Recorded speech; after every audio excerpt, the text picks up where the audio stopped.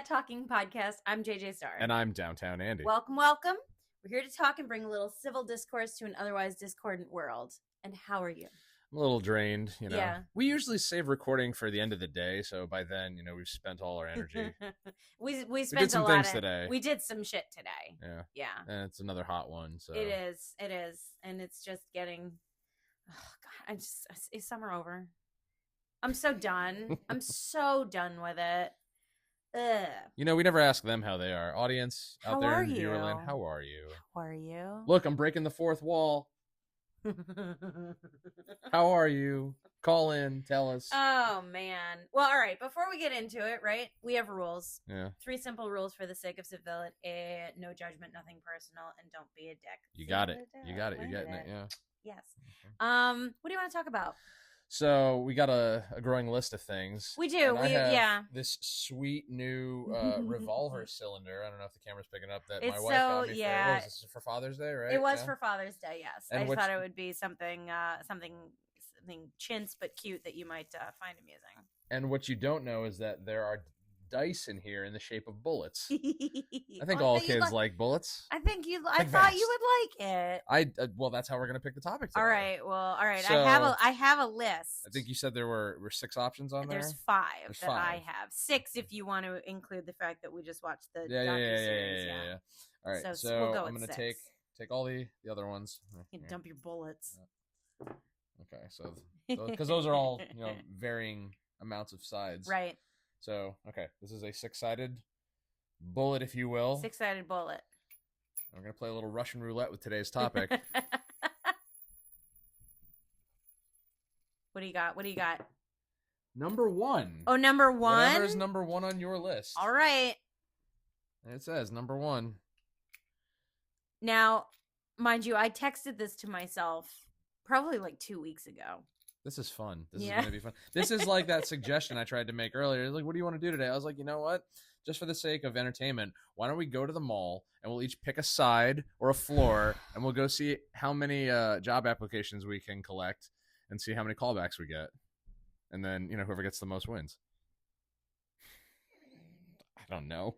I would have just given you that win, baby. I was just looking for another excuse to go to the mall. All right. So I'm not exactly sure how this popped into my head. Okay. Actually, that's not true. I probably know exactly how this popped into my head because they are officially making, right, the next Spaceballs movie. Oh, boy.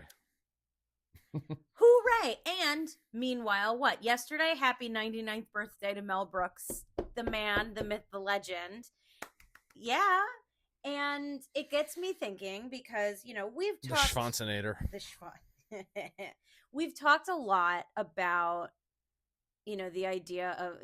Maybe not necessarily on the podcast, but you and I personally. We've talked a lot about, that, like, the hypersensitivity and the walking on eggshells that people have to do nowadays and everything. And it really does sort of make you start to wonder, how are they going to make a Mel Brooks movie in 2027? Not even talking about 2025. But it's coming out in How are 2 they more going to years. release a Mel Brooks movie? They're making it right now or next year. So Seriously, though. But he's not the only one that people have had this discussion about. There have been so many memes on various social media sites where people have said, this movie would not be allowed in today's climate. Well, we watch fucking this would not go over well. And DuckTales episodes on Disney Plus has a fucking disclaimer that does says it does. Certain episodes. I don't think I noticed that. That's like, this was a product of its time. Well, that's what Please Disney's don't been doing cancel for the last us. 6 years. It's bonkers. Every original Disney animation movie from the 40s, 50s, 60s all have those disclaimers now about, not to disparage Native Americans. Well, it really does make me pleased to have lived in a time where this was okay. No, to have lived. Well, yes. Where people had sense what of I was humor. gonna say was to have lived in a time when SR-71's single "Politically Correct" came out. It makes me happy to know that I lived when that song was a thing, because it's still like an anthem in my head. I don't think I know that one. Oh, that's a damn shame, because I'm going to have to force you to listen to it again and again and again. Great. And again. Well, you remember SR-71, don't you? No, I don't. They sang that Right Now song. Wasn't that Van Halen? No, well, There's- maybe, but not the one I'm thinking of. But anyway, Anyway. like they have a whole line in that song about how, like, it's basically about how everyone is leaning one way or the other, but you can't see what's actually in front of you because you're leaning around it. Well, And then they actually mention, like, how could you make a Mel Brooks movie today? like we've talked at nauseum about people's sensibilities or lack thereof, Yeah. or how easily triggered people are by certain things, and it's just like, maybe throughout all of human history there was always some degree of offense taken, but people were mature enough to realize that jokes are just jokes. Like, I can tell you right now, as an Italian, like, nobody's ever called me a guinea or a wop or anything like that, and had me be like vigorously offended. So I think about the Mel Brooks repertoire, right? And the certain aspects of it that would probably seem, dated for lack of a more diplomatic. He pushed the term. envelope. Oh my God! Of course he did. For the Gen Z, yeah, the millennial, not the millennials. No, not the millennials. Yeah, but the Gen Zers and Gen Alphas. He was. I don't want to say he was brutal. He was very, very liberal with his choice in it's difficult dialogue. It's difficult to be a satirist. I think that's just because you're walking a fine line. You are walking a very fine line. Well, for those, but that is in and of itself, the face value of art. Well, for those who don't know, okay, for those too young to have seen or know anything about Mel Brooks, too young for it to be appropriate, is a writer, director, actor who has released some of the most entertaining movies of the 70s, 80s, and 90s. And to an extent also, because of the satire involved, thought-provoking to an extent, right? Like, I would say so. He's one of those movie makers if you're out there, call me. Where people have said to me, how have you not seen this? Yeah. How have you lived this long and not seen this movie? First of being, I think, Young Frankenstein. I think I saw Young Frankenstein for the first time when I was in 8th grade. Yeah. They brought it in on like one of the last days of schools, and like we're going to sit around and watch this at Catholic school. And I laughed my ass off, and I'm like, fucking funny. And I would go back to rewatch it. I remember seeing Blazing Saddles when I was definitely not age appropriate and certainly not old enough to understand the jokes or appreciate anything about it. I was in high school. Blazing Saddles was actually the second movie that I had seen of Mel Brooks in high school.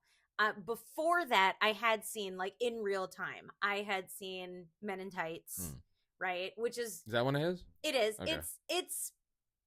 It's raunchy, I would say, but it's not offensive. Now, I'd been a fly on the wall for things like Spaceballs and History of the World. Yep. So, again, because I grew up the youngest in my family. So inappropriate movies from my demographic were being played, assuming that I wasn't paying attention anyway.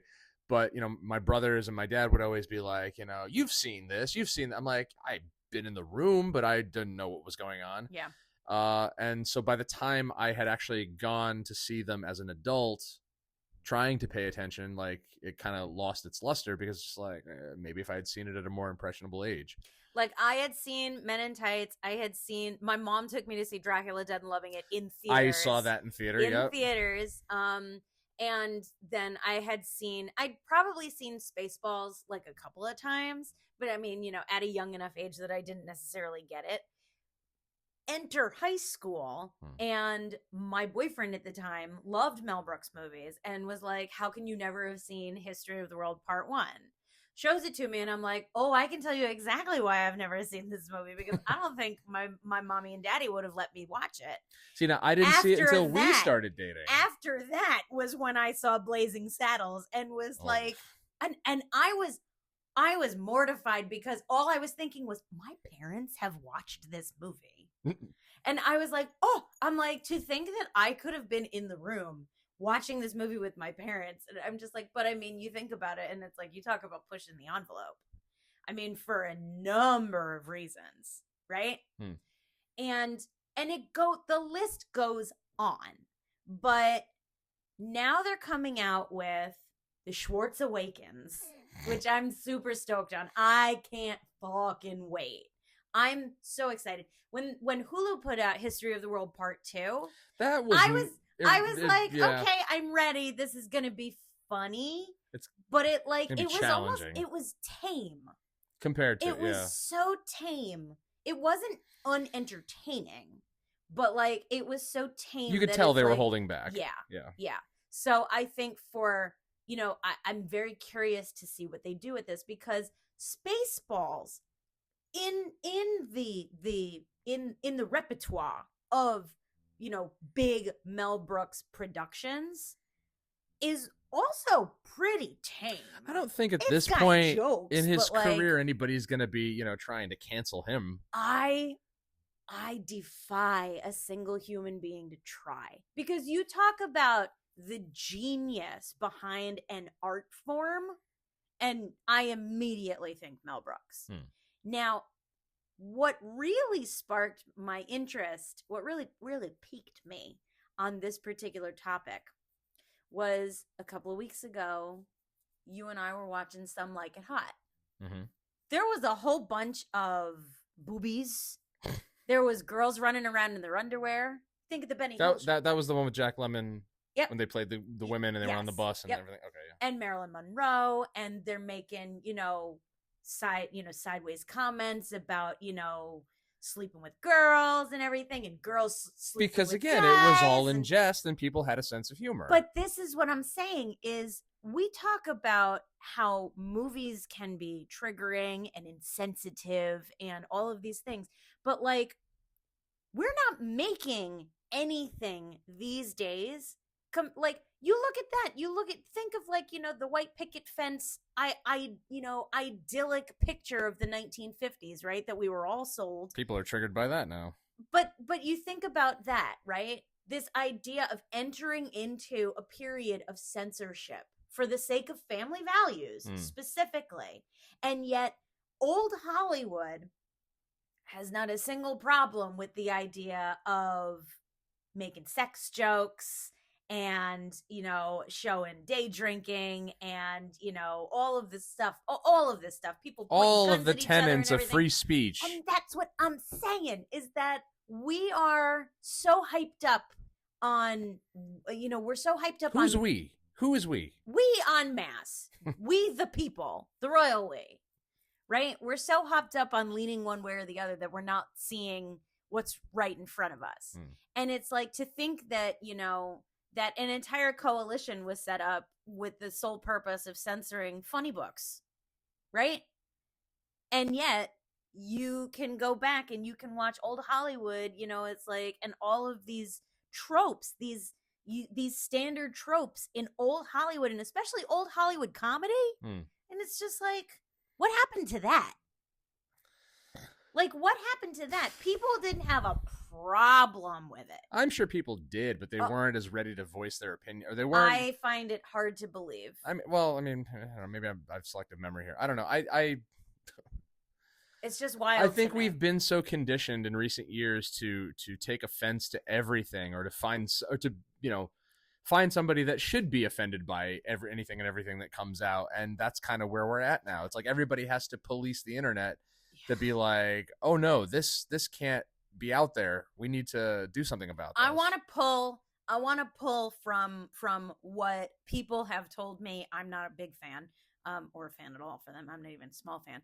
But from what people have told me, is one of the most wholesome movies, and it's a Christmas movie, and that's It's a Wonderful Life.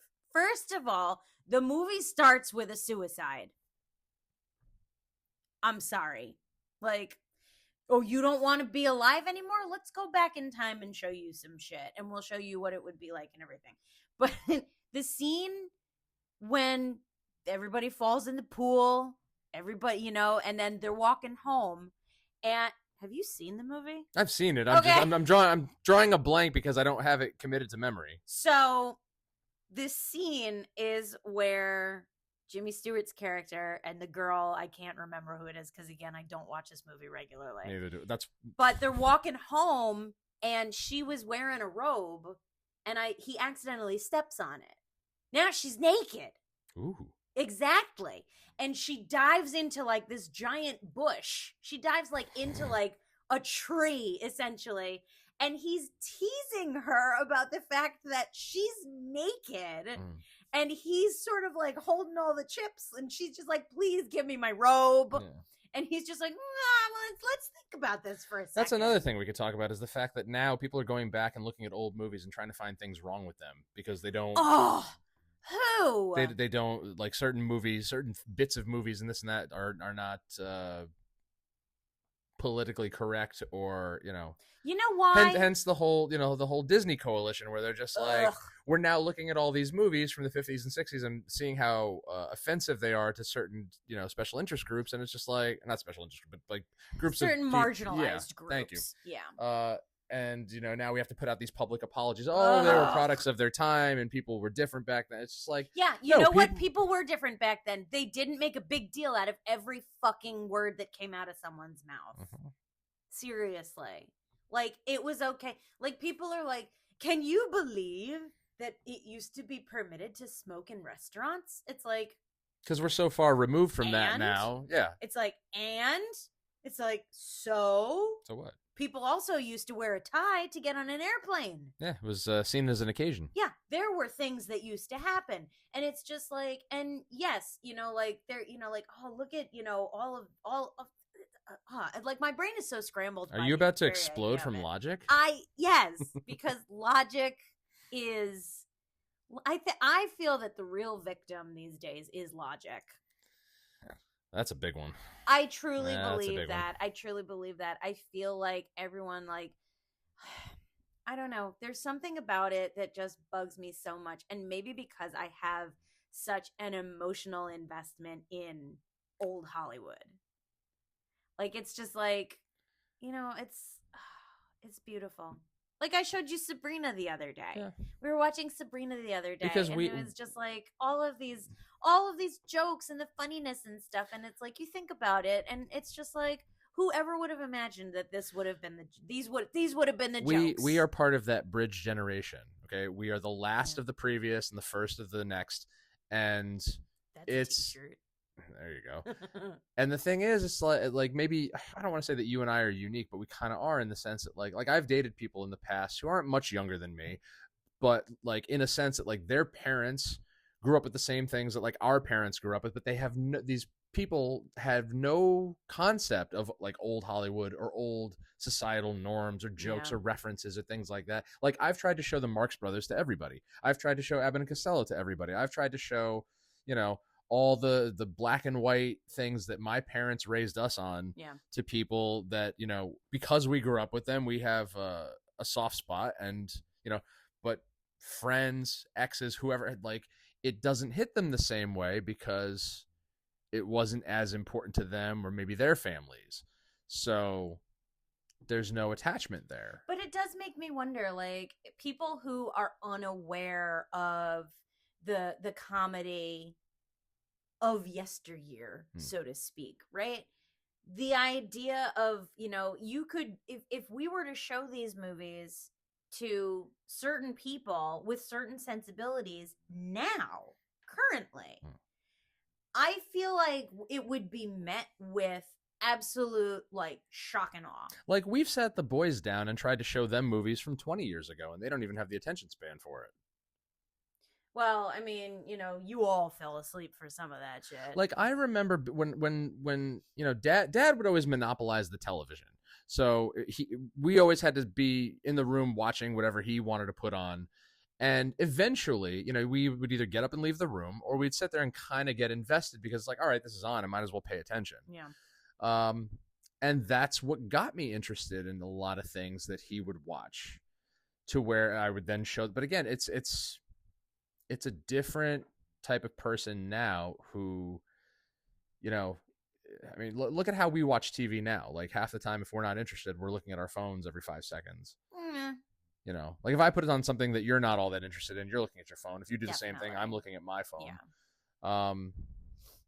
Nothing, you know, and I've even fallen into the trap per se of not letting things that I know I enjoy grip me, because I'll put on something I want to watch, and then 5 seconds later I'm looking at the phone and I'm not paying attention, and you know, it's just like, I think that's probably a larger problem.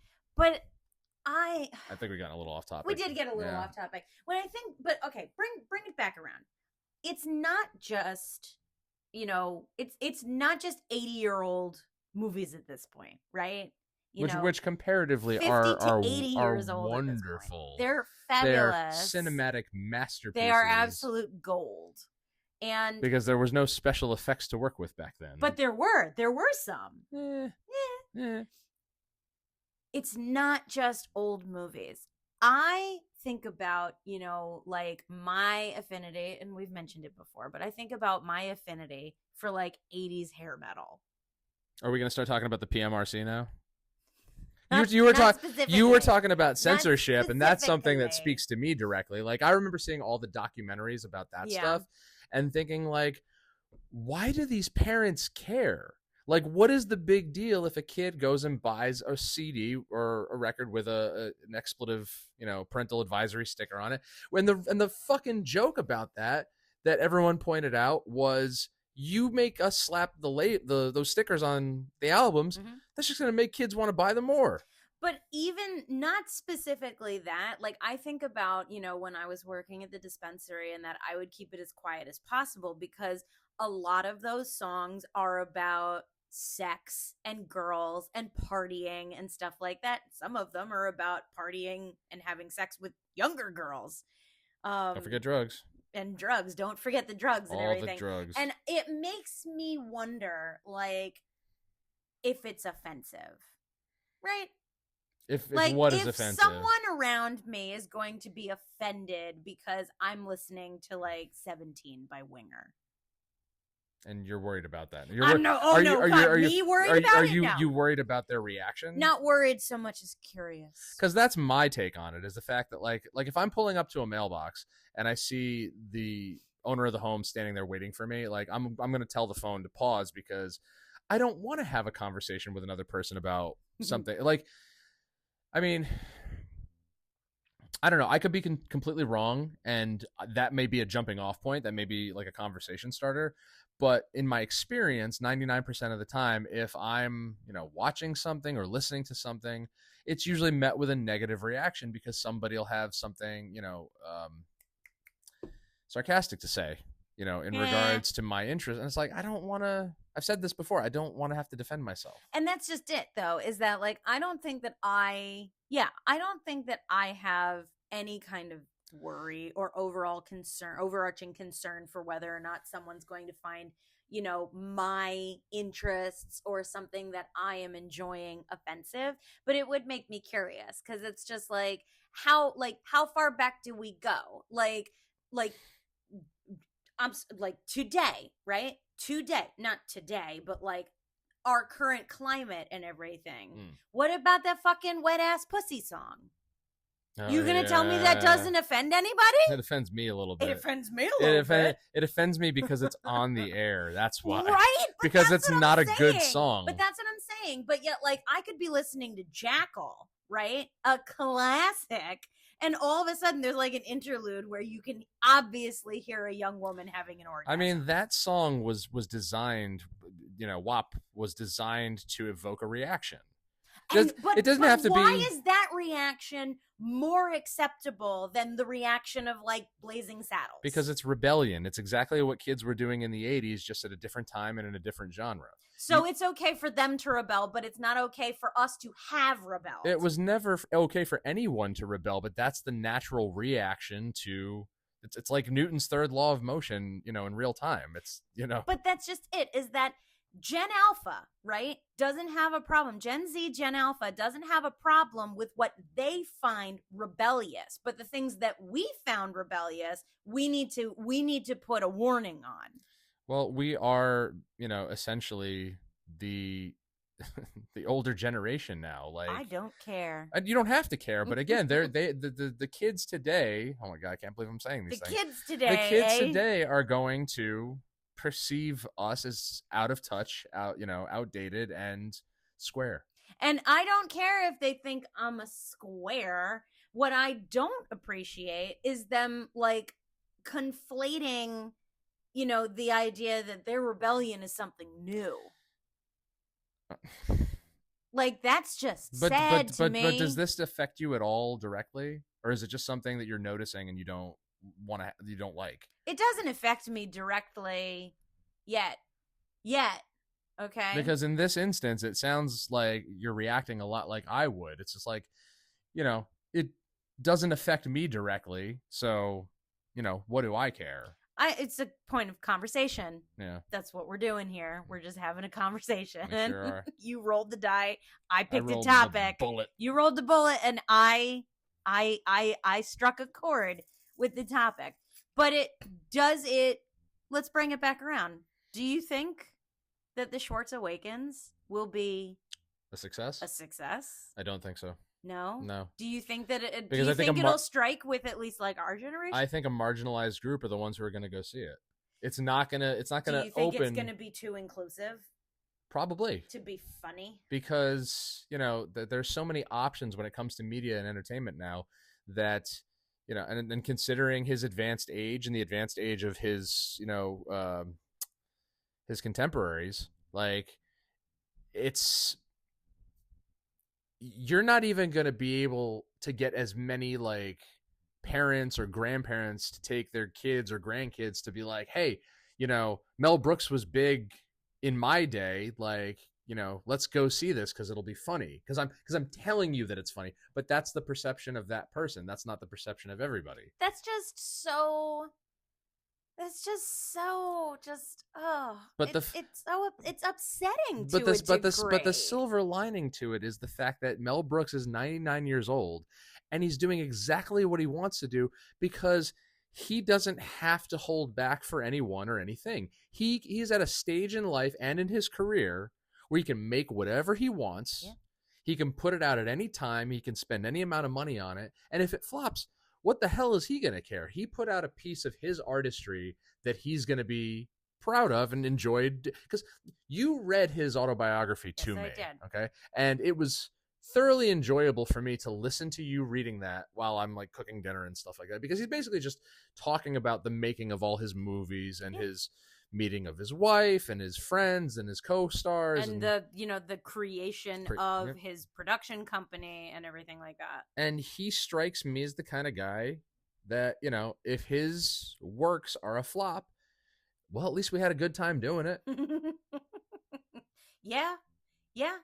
And isn't that the dream? I think the most unfortunate thing with this movie, excuse me, I have the hiccups, with this movie coming out is that John Candy and Joan Rivers are dead.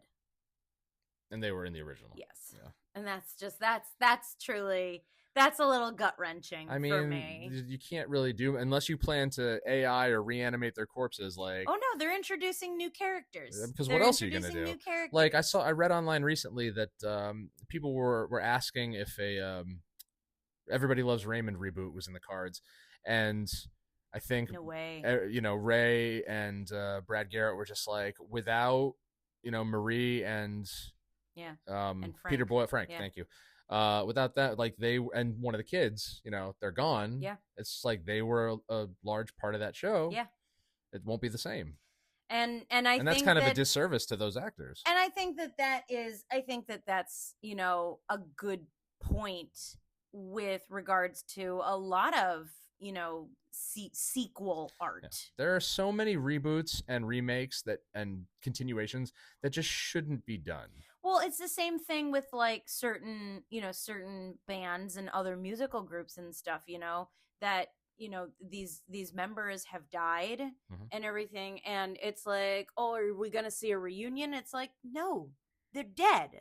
It's like, we're not going to replace them. And I think that in a lot of cases, sometimes replacing them isn't poor taste. I mean, that's just my opinion. But I think that if it kind of is in poor taste. You know, we weren't talking about this directly, but like now that I think about it, I'm wondering if like if Two Fisted Law had continued Yeah. with Lance, like let's say like you know we kept going with Lance to this day, and we're still cranking out tunes and everything, and Yeah. Jim is off doing wrestling or whatever.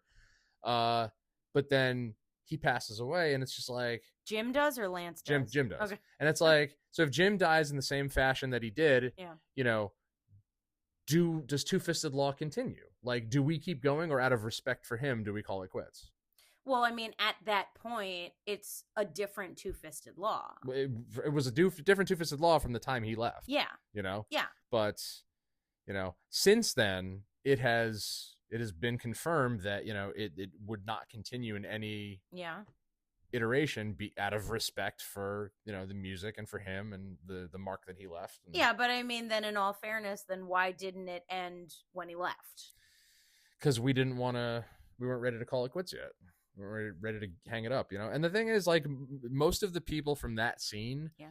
still to this day, like I'd heard from people for years, like you know, why are you guys still you know trying to make it at your age? It's like we're not trying to make it. Like we're out having fun, enjoying what we do. Like you know, what business is it? Like, how could you criticize us for doing Yeah. something we enjoy? Like, you may think that we're still trying to like score a record deal or something, but you know, that's your interpretation of it. You're just popular local entertainment. Mm-hmm.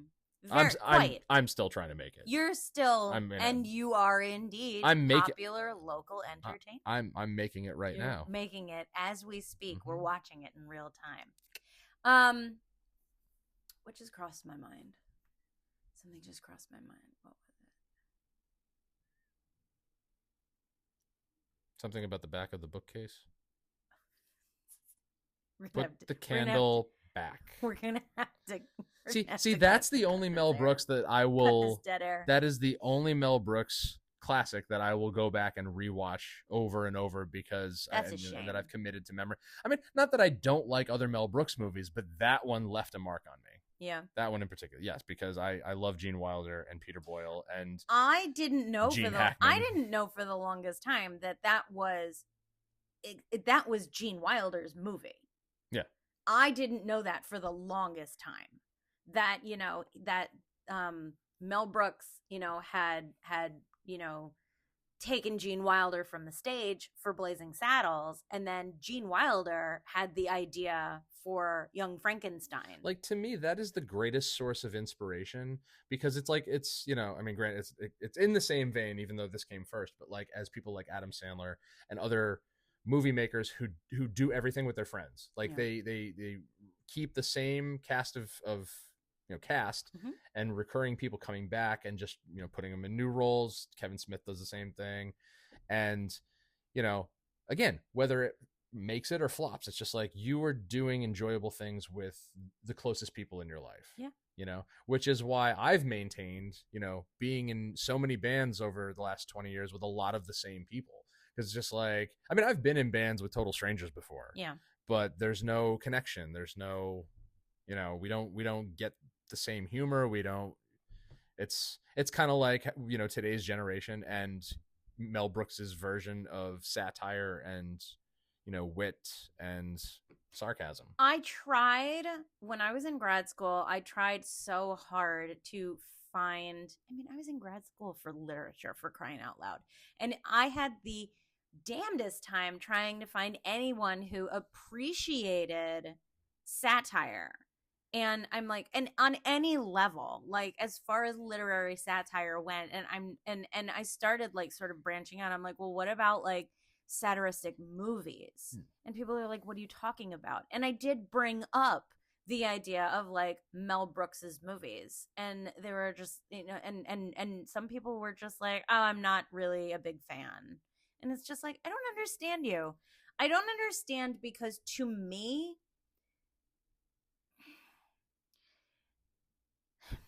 I am not trying to offend anyone. Go right for it. now. Just do it. Just fucking do it. This is our platform. To me, to not have an appreciation of this particular degree of this particular art form is a sign of unintelligence. I'm sorry. I'm so offended. Sorry, not sorry, but like truly, like if you look at it, and I know people who have watched like Blazing Saddles or History of the World or any other, Mel Brooks movie and everything, and they look at it and they're like, oh, it's funny, and like the jokes, and oh, like the wordplay, and But see, poking that's it. fun at people You and stuff. And I'm like, have to okay, be- I think you get it. You think it's funny, but I'm just like, but you're not quite digging deep enough to get the subliminal messaging. Yes, yeah. to really see why it's not just a good movie. It's genius. It's clever. It's true artistic genius. And that's just it. If you don't have that degree of intelligence, you're not going to understand how and why his application of being clever in his dialogue is why it makes it entertaining. Yeah. It does make me wonder how many people have bypassed the 2,000-year-old man bit also. I don't think enough people realize that was a thing. Do you? Do you? Do you? Do you? Do I? I'm asking you. Have you ever heard the 2,000-year-old man bit? I don't recall. Okay, no. So that's one we're gonna have to add that to the list. Okay, I've been clocked out for quite a while. A lot going on. It has been a lot going on, yeah. But that's just it. Is that like I feel like even to have a superficial appreciation for something that is bygone, right? Old Hollywood, old music, like you think about okay, ready? Here we go. Think about the opening to Grumpier Old Men. The first one or the second one? The second one, okay? Yeah. I'll be glad when you dead, you rascal, you. Yeah. You listen to the lyrics of that song, okay? Now, do you think that would pass today? I got a funny story about that. Oh, do you? So, until this past year, like I never gave it a second thought. It was just the song at the beginning of the movie. It's a catchy song, catchy hook, and I love me some old jazz. Sure. But then I decided to put it on my playlist at work for when I'm casing mail. And I'm thinking, I can't play this that loud because somebody's going to hear those words and they're going to say something, and then I'm going to have to explain myself. And I'm just like, all right, turn the volume down. Right. And then I'm just like, wait a minute. It's a fucking song. Like the very idea that, like, how could you listen to something like that? That's so, like, he's talking about murder. But there's a hint of projection in there because we are projecting on other people how we think they're going to react to these things. Yes, and we're this is true. And like you always tell me, we're psyching ourselves up for something that's probably not going to happen. Possibly.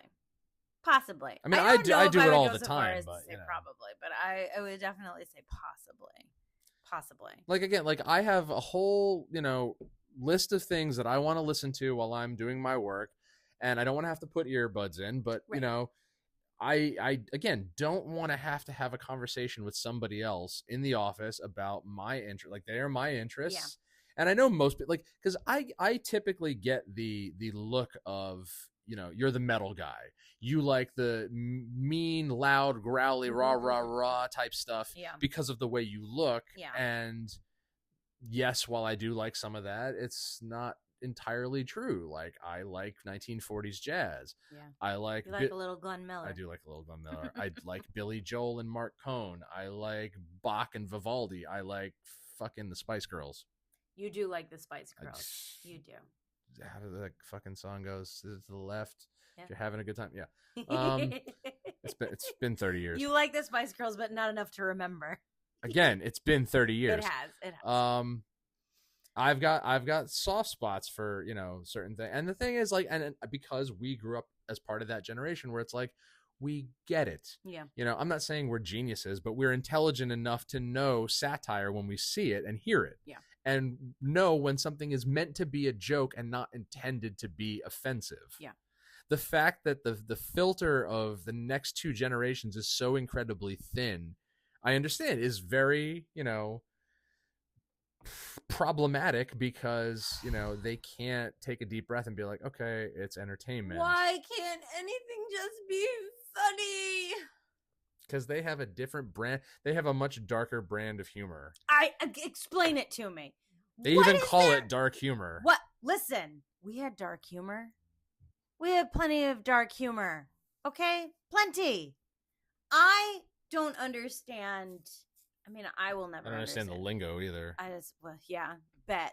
But are we supposed to? We're not, or is that uniquely theirs? Like, that's what I think. It's uniquely theirs. I love all of these GIFs and like TikToks and stuff out there that's just like, listen, with these Gen Z idiots and their foolish slang and everything. We grew up with Pauly Shore.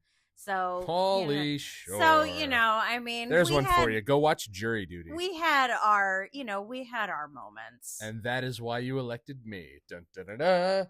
Jury Foreman. I would have to say, quintessential Pauly Shore would be like either Son-in-Law or Encino Man. Oh, do we have to watch? No. Man you made me watch Encino Man. I'm like, because we have to go watch it, we'll watch it right now. I thought you were gonna say Biodome. Biodome was good. Yeah. Biodome was good. Biodome was good. It's funny because me and our wedding photographer went to go see one of Jim's matches where Pauly Shore was there. Yeah. Not the actual Pauly Shore. Was he wheezing the juice? It wasn't actually Pauly Shore. It was a guy who's gone on to larger things who happens to look like Pauly Shore. And Steve, who's a very big guy, much bigger than this wrestler, kept calling him out to him, Pauly Shore, and then went and got a picture with him afterwards, and he wasn't too pleased. Yeah. So, but he's gone on to be on TV, so good for him. Well, good for him. I don't know. I Matt Taven. I think I want to believe that the age of hypersensitivity is phasing out. I really want to believe, and I'd like to believe that something of this nature, the Schwartz Awakens, right? 2027, baby. I want to believe that it will not be so hyper-focused, production-wise, on being inclusive. You want to talk about satire? I don't mind inclusivity at all. I advocate for it very highly, but not to the detriment of art. I've seen memes recently that call for bringing back bullying. Bring back bullying. Did we lose it somewhere? Bring back bullying. I'm sorry, did it go somewhere? But that is a direct response to the hypersensitivities of people at large. I'm sorry, I think all people do these days is bully each other. Really? I'm pretty sure, yeah. Are you telling me you don't get bullied? Yeah, no, nobody picks on you at all for the things that you like and appreciate, right? And you're a grown-ass man. I think what they mean is like bullying in the traditional sense, like just openly brazenly. What, like stuffing kids in lockers? No. I mean, I could back that play. That's assault, brother. No, that is the satire of it. That is the joke. It's just like people are so quick to complain, like, oh, this offends me, this bothers me, blah, blah, blah, blah, blah. It's like, shut the fuck up and go sit in a corner. But that's just it, okay? So we have at length, and on this podcast, we did an entire episode about the not jadedness, but like the breakdown of the fact that we are so exposed at this point to foul language, right? That it's no longer offensive. Nothing's and it's taboo no longer anymore. Taboo. So why are we putting a halt to things like, to satirizing culture and things like that, to spoofing? I don't understand. The idea of, well, we can't show bullying because that's, giving people the wrong ideas. We can't have a gun emoji because that promotes violence. It's like, what? There's a bomb emoji. We didn't take that one away. That's next to go. Mm-hmm. Yeah. You can write in and blame me. Well, I think this was a good talk, and I think we can, count on a follow-up after the movie releases. Oh, absolutely. Hopefully, Mr. Brooks will. We'll see you in 2 years. We'll still be around by then. Oh, God willing. And again, if you're out there, call me. The man's 99, and Listen, you know, the Japanese he's a fucking genius. The Japanese can live into their 120s. That's where I'm headed. Yeah. You got to start eating more rice and seaweed. But this was a good talk. This was a fun one. And for anyone who is listening, thank you for tuning in, and be sure to go on literally any streaming service right now and watch every Mel Brooks movie you can. Go read his book. That was read his memoir. If you like to listen, I don't like to read, and I liked that book. It was very well written. I read the whole thing with his voice in my head. But yes, thank you out there in podcast land for tuning in. Be sure to find us on social media, DT Andy and JJ Star with 2 R's. You can find Tax Collectors and Harlots on Instagram, and Love Hard Art and Coat of Arms Tattoo. We love all of them. And go to our website, thattalkingpodcast.buzzsprout.com, and you can send us a text message and conversation starters, concerns for our well-being, that kind of thing. You can also become a supporter of the show for as little as $3 a month, and that goes directly to us so that we can keep putting out grade A content like this. Do you have anything to plug? No. Nah. I'm just waiting for the outro. Yeah, and yeah. That's a wrap. That's a wrap, baby. From the 3 of us at That I know you so well. From the 3 of us at That Talking Podcast, I'm JJ Star. And I'm Downtown Andy. We'll talk to you later.